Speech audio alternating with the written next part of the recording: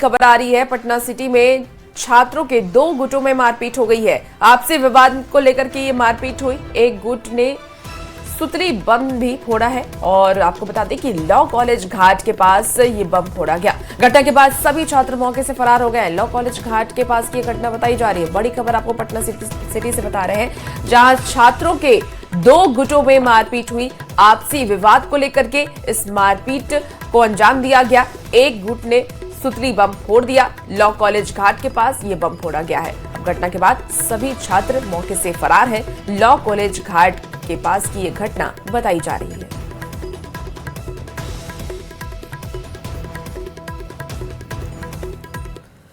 सरिता हत्याकांड से जुड़ी ये बड़ी खबर है। आरोपी पति सत्येंद्र अभी भी फरार है। वारदात के 4 दिन बाद तक भी पति फरार है। पुलिस के गिरफ्त से बाहर है सत्येंद्र। आरोपी दारोगा से पूछताछ हुई। एसएसपी और एसआईटी ने पूछताछ की। जांच के बाद हो सकती है बड़ी कार्रवाई। आपको बताते चले कि इस मामले में सरिता हत्याकांड के मामले में 3 लोगों की गिरफ्तारी अभी तक हो चुकी है, लेकिन सत्येंद्र तक पुलिस नहीं पहुंच पाई है। सत्येंद्र की गिरफ्तारी नहीं हो पाई है। ज्यादा जानकारी के लिए न्यूज 18 संवाददाता संतोष गुप्ता हमारे साथ जुड़ रहे हैं। संतोष, आरोपी पति सत्येंद्र अभी भी फरार है, क्या अभी तक कोई सुराग मिल पाया है? देखिए, लगातार छापेमारी हो रही है सत्येंद्र को। आज 4 दिन बीत चुके हैं, लेकिन सत्येंद्र को गिरफ्तार नहीं किया जा सका है पुलिस द्वारा। इसको लेकर पुलिस पर सवाल उठ रहे हैं। लेकिन इस बीच एक ताजा अपडेट यह है कि जो दरोगा जिसकी गाड़ी का इस्तेमाल इस पूरे घटना में किया गया था सरिता के शव को फेंकने के लिए, उससे भी पुलिस ने पूछताछ की है। एसएसपी और ग्रामीण एसपी समेत तमाम वरीय अधिकारियों ने उससे कई बिंदुओं पर सवाल पूछे थे, जिसका जवाब उसने दिया है और उस जवाब की सत्यता की अब जांच की जा रही है। जैसा कि पुलिस सूत्रों ने बताया कि अगर उसकी बातों में कुछ भी गड़बड़ पाया जाता है तो उसके खिलाफ भी लीगल एक्शन लिया जा सकता है, ये पुलिस का कहना है। हालांकि जो पहले तो दरोगा से कोई पूछताछ नहीं की गई थी, लेकिन अब न्यूज 18 के द्वारा जो लगातार सवाल उठाए गए, तब डीआईजी के निर्देश पर एक क्वेश्चन तैयार किया गया और उस क्वेश्चन का जवाब उसे दरोगा से मांगा गया है। और कल बीती रात ही दरोगा से पूछताछ की गई है। उसे सोनपुर थाना में जहां पे घटना हुई थी वहां बुला करके उससे पूछताछ की गई है। उसने जो जवाब दिया है उसकी सत्यता की जांच हो रही है और फिलहाल अभी तक सत्येंद्र की गिरफ्तारी नहीं हुई, जिसको लेकर के इस पूरे घटना पर थोड़े सवाल जरूर उठ रहे हैं। लेकिन पुलिस का कहना है कि एसआईटी की टीम लगातार लगी हुई है। इस घटना में जो भी सरिता के शव को डंप करने में जो भी लोग शामिल थे, उसमें 4 लोग थे, जिसमें 3 को गिरफ्तार किया जा चुका है। एक सत्येंद्र अभी भी फरार है और बाकी अन्य लोगों की भूमिका की इसमें जांच चल रही है। जो बताया जा रहा है प्रारंभिक रूप से कि गला घोट करके हत्या सरिता की गई है, इस बात का जानकारी पुलिस को मिल चुकी है। मेडिकल पुष्टि भी हो चुकी है कि गला घोट करके ही सरिता की हत्या की गई थी और उसके शव को ला करके दरवाजे पर फेंका गया था। तो पुलिस इसे हत्या का मामला मान रही है और मान करके ही कार्रवाई कर रही है और सत्येंद्र की गिरफ्तारी के लिए छापेमारी भी कर रही है। जी संतोष, बहुत धन्यवाद आपको इन तमाम अपडेट्स के लिए। और देखिए, महिला की गोली मारकर हत्या कर दी गई है। कटिहार से ये बड़ी खबर सामने आ रही है, जहां नुजहत बानो की मौके पर मौत हो गई है। अपराधियों ने महिला को गोली मारी और जिससे कि उनकी दर्दनाक मौत हो गई। आपको बता दें कि 6 गोली मारी गई है महिला को। घटना के बाद से गांव में आक्रोश देखा जा रहा है। अपराधी की गिरफ्तारी की मांग भी लगातार ग्रामीणों की तरफ से की जा रही है। तो हत्या के कारण की फिलहाल पुलिस जांच में जुटी हुई है कि आखिर किस वजह से गोली मारी गई है। बलिया बेलोन थाना क्षेत्र के खड़ी गांव की यह घटना बताई जा रही है। इस वक्त की आपको ये बड़ी खबर कटिहार से बता रहे हैं। महिला की गोली मारकर हत्या कर दी गई। नुजहत बानो की हत्या हो गई है और अपराधियों ने 6 गोली मारी, जिसके बाद उनकी मौत हो गई। घटना के बाद से ग्रामीणों में आक्रोश है। अपराधी की गिरफ्तारी की मांग लगातार ग्रामीणों की तरफ से की जा रही है। पुलिस अब पूरे मामले की छानबीन में जुट गई है।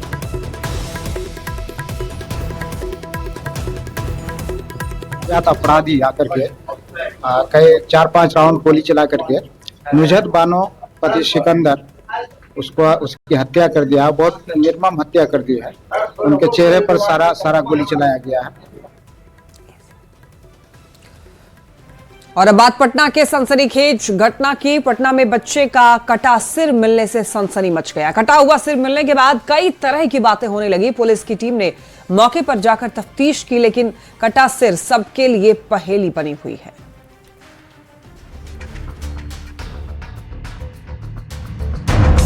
ये तस्वीरें रोंगटे खड़े कर देने वाली है। ये तस्वीरें इतनी खौफनाक हैं कि हम आपको दिखा नहीं सकते। पटना के कच्ची दरगाह इलाके में 6 महीने के बच्चे का कटा हुआ सिर मिलने के बाद सनसनी मची हुई है। कटा हुआ सिर मिलने की खबर इलाके में आग की तरह फैल गई। मौके पर लोगों की भारी भीड़ जुट गई। कटे हुए सिर को लेकर तरह तरह की चर्चाएं होने लगी। जैसे ही पुलिस को इस बात की खबर मिली, पुलिस हरकत में आ गई। ग्रामीण एसपी दलबल के साथ मौके पर पहुंचे, पूरे मामले की पड़ताल में जुट गए। एफएसएल और डॉग स्क्वाड की टीम भी घटनास्थल पर पहुंचकर पूरे मामले की जांच कर रही है। पुलिस की टीम ने घटनास्थल का मुआयना किया और ग्रामीणों से भी बात की गई। पुलिस का दावा है कि जल्द ही इस मामले का खुलासा किया जाएगा। 2 से 3 महीने बच्चे का डेड बॉडी मिला है, जिसका शरीर से धड़ अलग किया हुआ है, सर मिला है उसका। मामले की जांच की जा रही है। एफआईआर दर्ज हो चुका है। एफएसएल की भी टीम आई थी, डॉग स्क्वाड की भी टीम आई थी। एफएसएल की टीम ब्लड वगैरह सैंपल कलेक्ट करके ले गया है। बच्चे का कटा हुआ सिर मिलने के बाद से पुलिस एक्शन में है। पुलिस ने 1 महीने से लेकर 1 साल तक के लापता बच्चों के परिजनों से भी कटे हुए सिर की पहचान करने की अपील की। हालांकि पुलिस ने फतुआ में 16 जनवरी के गायब 1.5 महीने के नवजात बच्चे की इस घटना से कनेक्शन होने से इनकार किया। पुलिस ने बच्चे का धड़ खोजने का भी प्रयास किया, लेकिन वो नहीं मिल सका। आशंका जताई जा रही है कि किसी धारदार हथियार से बच्चे का सिर काटकर उसे फेंका गया है। अब पुलिस इस बात की तफ्तीश में जुटी है कि बच्चे का सिर कैसे कटा है, इस घटना को कब और किसने अंजाम दिया है। फिलहाल बच्चे का कटा सिर सबके लिए पहेली बनी हुई है। न्यूज़ 18 के लिए पटना से मनोज सिन्हा की रिपोर्ट। और पटना से बड़ी खबर सामने आ रही है। पुलिस का अपराधियों के खिलाफ एक्शन जारी है। आपको बता दें कि 24 घंटे में 39 आरोपियों की गिरफ्तारी हो चुकी है। एक आरोपी ने कोर्ट में सरेंडर भी कर दिया। छापेमारी में सैकड़ों लीटर शराब बरामद किए गए। 1 देसी कट्टा, 7 कारतूस भी बरामद हुआ है और इसके साथ ही 1 किलो गांजा भी जब्त किया गया। इस वक्त की आपको ये बड़ी खबर बता रहे हैं पटना से, जहां 24 घंटे में 39 आरोपियों की गिरफ्तारी हो चुकी है। एक बड़ी सफलता पुलिस को हाथ लगी और एक आरोपी ने कोर्ट में खुद को सरेंडर किया। विगत 24 घंटे में कुल 39 आरोपियों की गिरफ्तारी पुलिस के स्तर से की गई है और इसमें जो बरामदगी विगत 24 घंटे में हुई है, 1 देसी कट्टा, 7 जिंदा कारतूस, 130 लीटर देसी शराब, 78 लीटर विदेशी शराब, लगभग 1 किलो के आसपास गांजा, 37 ग्राम स्मैक, 49 पीस गोगो, 1 इलेक्ट्रॉनिक तराजू, 2 एयर गन। और पटना से इस वक्त की बड़ी खबर, 10 कुख्यात पर इनाम की घोषणा। 10 अपराधियों पर 25-25 हजार रुपए का इनाम। शहबाज आलम पर 25,000 रुपए का इनाम रखा गया है। वहीं राजेश कुमार और सुजीत मंडल पर भी इनाम की घोषणा की गई है। अरविंद महतो और संतोष डॉन पर भी इनाम है। सुजीत बुखार और अविनाश कुमार पर भी इनाम। बीरू राय, राजा नट, रविंद्र गोप पर इनाम। एसएसपी की अनुशंसा पर आईजी सेंट्रल की यह घोषणा है। पटना के विभिन्न थाना में ये मामला दर्ज किया गया है। तो 10 कुख्यात पर, यानी कि 10 कुख्यात अपराधियों पर इनाम की घोषणा की गई है पुलिस की तरफ से। 10 अपराधियों पर 25-25 हजार रुपए का इनाम, यानी कि जो भी लोग इनके बारे में जानकारी देगा उनको 25,000 रुपए मिलेंगे, जिनमें शहबाज आलम का नाम है। राजेश कुमार और सुजीत मंडल पर भी इनाम है। अरविंद महतो और संतोष डॉन पर भी 25,000 का इनाम है। इतना ही नहीं, सुजीत बुखार और अविनाश कुमार पर भी 25,000 रुपए का इनाम रखा गया है। बीरू राय, राजा नट, रविंद्र गोप पर भी 25,000 रुपए का इनाम है। इनके बारे में अगर कोई भी सूचना पुलिस तक पहुंचाती है तो उनको 25,000 रुपए पुलिस की तरफ से दिए जाएंगे। और मोतिहारी से बड़ी खबर आ रही है, जहां अगवा नाबालिग छात्रा बरामद की गई है। तुरकौलिया से उनका अपहरण हुआ था, जिनकी बरामदगी हो गई है। स्कूल जाने के दौरान अपहरण किया गया था। घटना के 4 दिन के बाद सफलता मिली पुलिस को। अगवा करने वाले 2 आरोपी को गिरफ्तार भी कर लिया गया है। राजकुमार और करण कुमार को गिरफ्तार किया गया। तो मोतिहारी से आपको ये बड़ी खबर बता रहे हैं, जहां अगवा नाबालिग छात्रा बरामद कर ली गई है और 2 आरोपियों को गिरफ्तार भी कर लिया गया है। तुरकौलिया से अपहरण किया गया था, जिसकी जानकारी पुलिस को परिजनों ने दी और उसके बाद कार्रवाई करते हुए पुलिस ने 4 दिन के बाद नाबालिग को वहां से रिहा कर लिया। बरामदगी हो गई है। पूर्णिया पुलिस ने नशे के तस्करों के खिलाफ कार्रवाई की है, जहां पर अलग अलग जगहों से पुलिस ने 10 लोगों को गिरफ्तार किया है। साथ ही बायसी और चंपानगर थाना इलाके से पुलिस ने 250 ग्राम स्मैक और 26 कार्टन शराब बरामद किया है। इसी में एक बिना नंबर की ब्रेजा कार को रोककर जब चेकिंग की गई थी तो उससे 297 लीटर के आसपास विदेशी शराब जो है वो बरामद हुई है। 2 फोन बरामद हुए हैं और इसमें 2 अभियुक्तों को भी जो है गिरफ्तार किया गया है। सत्यम कुमार और हिमांशु कुमार, ये दोनों मधेपुरा के रहने वाले हैं। पूछताछ के क्रम में यही आया कि ये लोग वेस्ट बंगाल से दालकुला होते हुए आगे की तरफ बढ़ रहे थे। और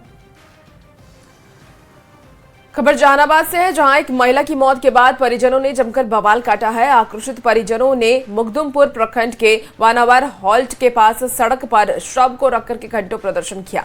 परिजनों ने झोलाछाप डॉक्टर पर लापरवाही का आरोप भी लगाया। निजी क्लिनिक में इलाज के बाद महिला की तबीयत बिगड़ गई और गयाजी ले जाने के दौरान उसकी मौत हो गई। यहाँ से रेफर कर दिया था। हाँ, ये कितने गया गया यहाँ आए थे परसों नहीं लेगा। पटना पुलिस ने गांजा तस्कर के बड़े गिरोह का भंडाफोड़ किया है, जहां पुलिस ने जेल में अपराधियों को गांजा सप्लाई करने वाले 4 लोगों को गिरफ्तार किया है। मौके से पुलिस ने 1050 ग्राम गांजा, कैश और मोबाइल बरामद किया है।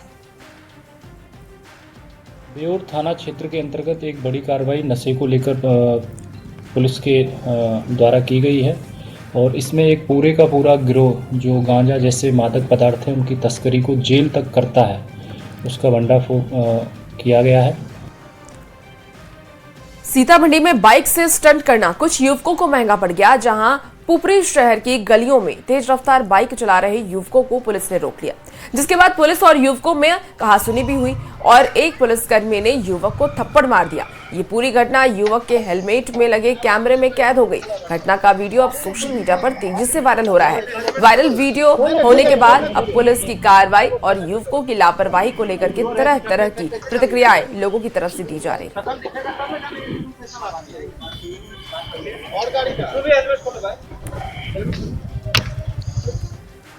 नवादा में तेज रफ्तार का कहर देखने को मिला, जहां गोविंदपुर थाना क्षेत्र में एक कार ने 2 स्कूली बच्चियों को जोरदार टक्कर मार दी। हादसे में दोनों बच्चियां गंभीर रूप से घायल हो गई। वहीं कार दुर्घटनाग्रस्त होकर सड़क किनारे गड्ढे में पलट गई। दोनों बच्चियों को इलाज के लिए सामुदायिक स्वास्थ्य केंद्र में भर्ती कराया गया, जहां एक बच्ची को गंभीर हालत में सदर अस्पताल रेफर कर दिया गया है। वहीं मौके पर पहुंची पुलिस पूरे मामले की जांच में जुट गई है।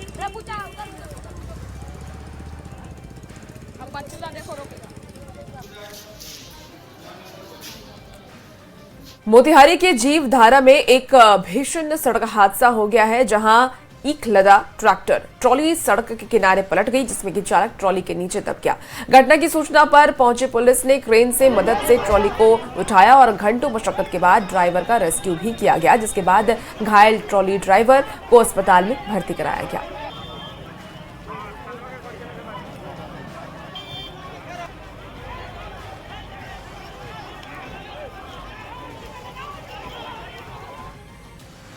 गोपालगंज में देखिए, सीएम नीतीश कुमार ने समृद्धि यात्रा के दौरान बड़ी सौगात दी। सीएम ने 320 करोड़ की योजनाओं का शिलान्यास और उद्घाटन किया। वहीं 3,22,000 जीविका दीदियों को रोजगार के लिए विभिन्न योजनाओं से जोड़ा गया। सीएम की घोषणा से जीविका दीदियां काफी उत्साहित हैं। जीविका दीदियों से बातचीत की न्यूज 18 संवाददाता गोविंद कुमार ने।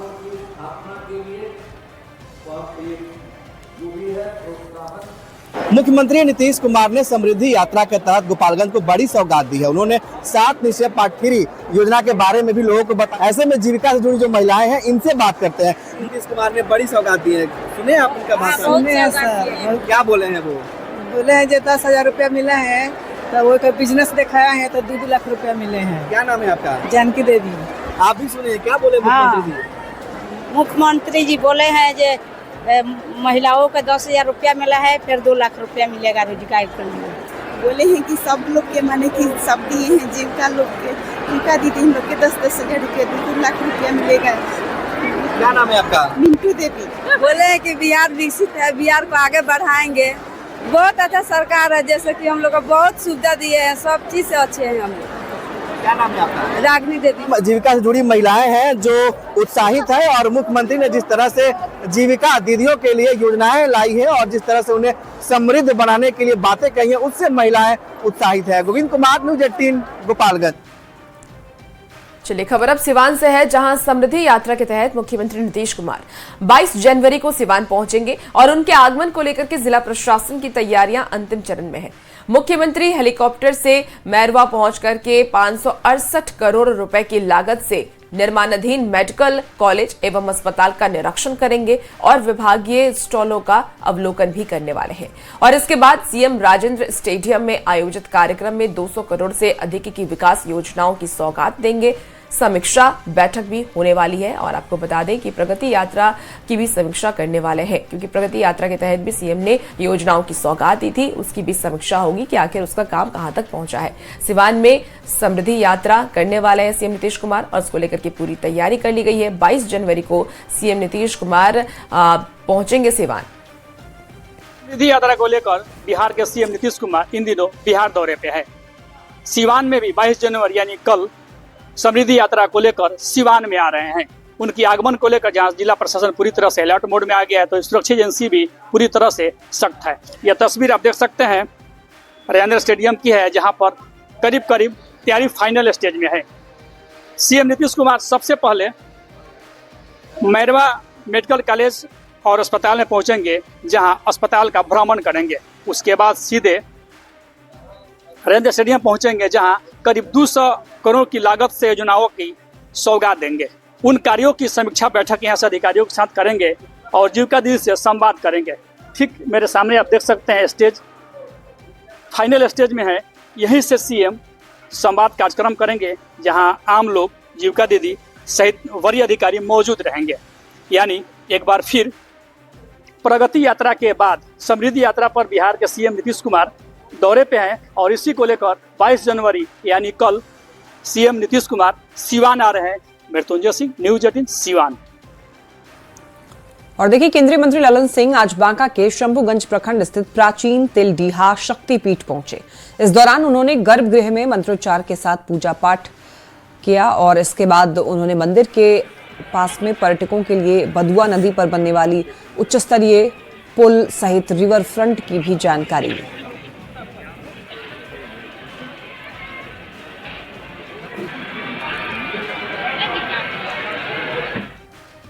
शेखपुरा जिले के ग्रामीण इलाके में नल जल योजना की बदहाल स्थिति से पेयजल संकट अब गहराता जा रहा है। आपको बता दें कि अरियरी प्रखंड के डीहा पंचायत की महिलाएं हाथों में बाल्टी लेकर के समाहरणालय पहुंची और योजनाओं को दुरुस्त करने की मांग करने लगी।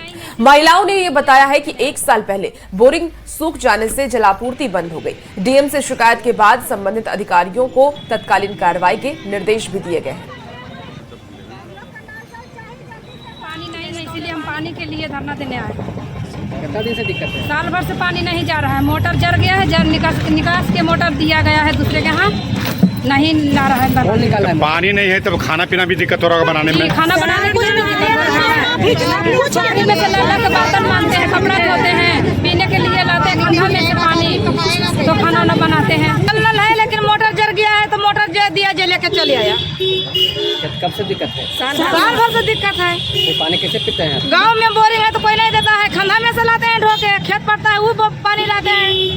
शिकायत कहीं नहीं किए हैं? कहीं नहीं, मुखिया तक किए तो बोला कि आएंगे 4 दिन में, तो हो गया 1 महीना मुखिया तक फोन कर लिया, नहीं आया मुखिया। तो हमें आए कहें गाँव वाला के कितना लोग की दिक्कत है? सारे आदमी की दिक्कत है, सबका दिक्कत है। हम लोग कंटिन्यूस मॉनिटरिंग करते हैं डिपार्टमेंट के साथ और ये इंश्योर करते हैं कि सबका डिस्पोजल हो। इसकी भी मॉनिटरिंग हाईएस्ट लेवल पे होगी। जन शिकायत अभियान अंतर्गत जितने भी हमारे परिवाद आएंगे उनका हम लोग कंटिन्यूस मॉनिटरिंग करेंगे और ये इंश्योर किया जाएगा कि उसका राइटफुल वे में डिस्पोजल हो। इंदौर में जहरीले पानी के मौत के बाद भी बिहार के अधिकारी सबक लेने को तैयार नहीं हैं। ये ताजा मामला कटिहार के शहरी इलाके का है। यहां पर बरमसिया इलाके में डराने वाली तस्वीर सामने आ रही है। नाले का पानी ओवरफ्लो होकर के लोगों के घरों तक पहुंच रहा है। घर में लगा हुआ चापाकल का जो पाइप है पूरी तरीके से नाले के पानी में डूबा हुआ नजर आया। बताया यह जा रहा है कि लंबे वक्त से नाले का पानी ओवरफ्लो हो रहा है। कई बार अधिकारियों से शिकायत भी की गई है, लेकिन अभी तक नाले की सफाई की कोई व्यवस्था नहीं की गई, जिससे लोगों को काफी परेशानियों का सामना करना पड़ रहा है। हाल के दिनों में इंदौर में जहरीले पानी पीने से मौत का मामला देश देख चुका है। बिहार के कटिहार में लगभग वही तस्वीर अब सामने आ रहा है। ये बरमसिया मोहल्ला है और ये शहरी क्षेत्र है। आपको दिखा रहे हैं किस तरह से नाला का पानी इस तरह से ओवरफ्लो होता है और जिसके कारण लोग परेशानी में जी रहे हैं। आपको दिखा रहे चापाकल भी ठीक बगल में है और पूरा परिवार ऐसे ही चापाकल से पानी पीते हैं। क्या परेशानी है, कितना परेशानी है? परेशानी ये नाला का पानी जो है बराबर अक्सर लगा हुआ रहता है और बरसात अभी आया नहीं है और साफ सफाई भी नहीं हुआ है। इसका मान लीजिए तो कुछ दिन पहले हुआ है तो थोड़ा सा डाउन होता है, फिर बरसात आता है तो पूरा घर में पानी घुस जाता है। इस कारण हम लोग बहुत परेशान है। सर बहुत परेशानी है, खास करके ये हमको अंगना के लेके इतना परेशानी है। ये गंदा नाली के पानी आज से नहीं 3-4 साल से चाहते क्या है? चाहते हैं जब मेरा अन्ना में पानी नहीं लगे। देखिए लोग काफी परेशान हैं। जो घर के महिला सदस्य एक बार फिर कह रहे हैं, देखिए ये जो गंदा पानी है ठीक इसी के बगल में चापाकल भी है और इसी चापाकल से लोग पानी पीते हैं। ऐसे में अगर फिर कटिहार में इंदौर जैसी घटना देखने पड़े तो इसको लेकर कौन जिम्मेदार होगा ये प्रशासन ही तय कर पाएंगे। सुब्रत, न्यूज़ 18 कटिहार। बगहा के रायबारी महुआ उच्च माध्यमिक विद्यालय से जुड़े एक वायरल वीडियो ने शिक्षा व्यवस्था की साख पर सवाल खड़े कर दिए हैं। वीडियो में प्रधान शिक्षक अमित कुमार पर छात्रों से प्रैक्टिकल परीक्षा में अधिक अंक दिलाने के एवज में पैसे लेने के आरोप लगे हैं। सोशल मीडिया पर वायरल वीडियो ने अभिभावकों और इसके साथ ही स्थानीय लोगों में आक्रोश फैला दिया है। ये वीडियो भी टीवी स्क्रीन पर आपको दिखा रहे हैं कि कैसे मार्क्स बढ़ाने को लेकर के छात्रों से पैसे लिए जा रहे हैं। मामले की गंभीरता को देखते हुए शिक्षा विभाग ने तुरंत जांच के आदेश भी दिए हैं। यदि आरोप सही पाया जाता है तो यह छात्रों के भविष्य और शिक्षा व्यवस्था के लिए चिंता का विषय है।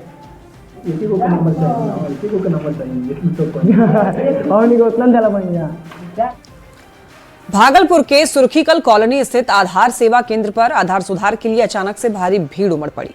हजारों लोग आधार कार्ड में सुधार कराने के लिए पहुंचे, जिससे कुछ ही देर के लिए अफरा तफरी का माहौल बन गया। लोगों को घंटों लाइन में इंतजार करना पड़ा। भीड़ संभालने में गार्डों को काफी मशक्कत करनी पड़ी।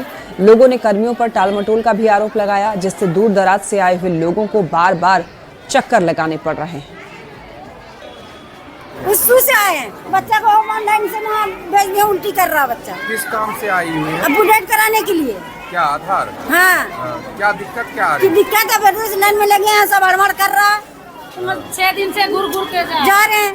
परेशानी बढ़ गई है। परेशानी बढ़ गया है। सरकार टैक्स खोजता है, प्राइवेट को हटा दिया, सरकार टैक्स खोजता है। कितने देर से लाइन में है? सुबह से 10 बजे से। 10 बजे से परेशानी हो रही है। हाँ, छोटा बच्चा भूखे प्यासे खड़ा है लाइन में। क्या काम के लिए आए हैं? आधार कार्ड सुधरवाने के लिए, जन्म तिथि सुधार करना है। दिक्कत हो रही है? हाँ, बच्चा भूखे प्यासे पड़ा है, परेशानी बढ़ गई है।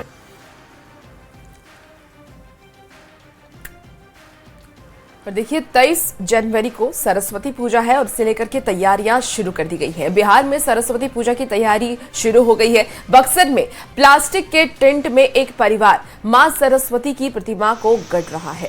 राजस्थान के प्रतापगढ़ गांव के निवासी अंबालाल पिछले 10 साल से बक्सर रेलवे स्टेशन मैदान में सरस्वती पूजा के लिए मूर्तियां बना रहे हैं। अंबालाल की पत्नी भी बारीकी से नक्काशी करती नजर आ रही है। 3 पीढ़ी में से मां सरस्वती की सेवा में लगे, लेकिन विद्या अब तक इस परिवार तक नहीं पहुंची है। सरस्वती पूजा के बाद ये परिवार गणेश की मूर्ति बनाने के लिए हैदराबाद चला जाता है। एक भी नहीं पड़ी है। अच्छा, क्या बनाती हैं मूर्ति में? आपका काम क्या रहता है इसमें? मेरा गोल्डन रहता है, कोई कलर होता है तो वो रहता है। क्यों नहीं पढ़ पाए?